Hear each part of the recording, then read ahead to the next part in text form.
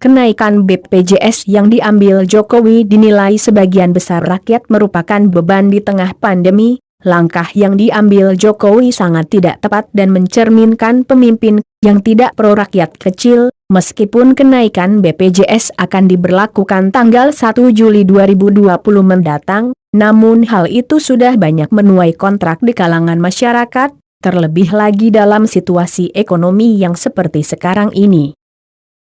Pada akhir tahun lalu, Jokowi menaikkan juga iuran BPJS tetapi Mahkamah Agung menolaknya, sehingga BPJS tetap dengan tarif awal.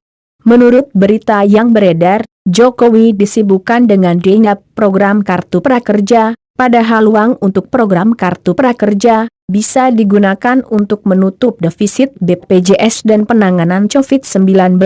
Direktur Program Center of Economic and Democracy Studies, Edi Mulyadi menyoroti juga kenaikan BPJS yang dilakukan secara diam-diam, yang dilakukan Jokowi. Dia menilai kecenderungan sikap Jokowi yang tidak patuh kepada Mahkamah Agung, padahal Mahkamah Agung merupakan mahkamah yang keputusannya berlaku dan mengikat secara hukum, bagi semua warga negaranya tanpa kecuali, termasuk Presiden. Dia juga berharap Jokowi tidak membebankan rakyat di tengah pandemi yang kian membebankan ekonomi rakyat kecil.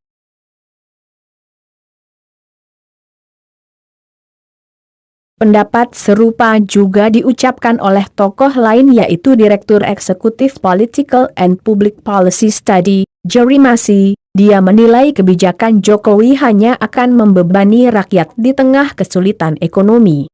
Hal sependapat juga pernah diucapkan politisi PDIP, Rika Ciptaning.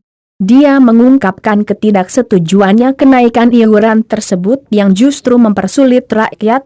Kemudian muncul lagi pendapat dari Wali Kota Solo, Jawa Tengah, yang merupakan daerah asal Jokowi. Wali Kota Solo FX Hadi Rudiatmo mengkritik langkah yang diambil Jokowi dalam hal menaikkan iuran BPJS. Menurutnya langkah yang diambil Jokowi akan semakin membebani masyarakat yang sudah terdampak virus corona. Dia mengingatkan bahwa sejauh ini banyak masyarakat yang terkena pemutusan hubungan kerja atau PHK, juga pelaku bisnis dan UMKM pun mengalami dampak dengan menurunnya omset. Ganjar Pranowo selaku Gubernur Jawa Tengah pun mengungkapkan bahwa keputusan Presiden Jokowi merupakan keputusan yang berat tetapi rakyat kecil akan berdampak karena kenaikan hal tersebut.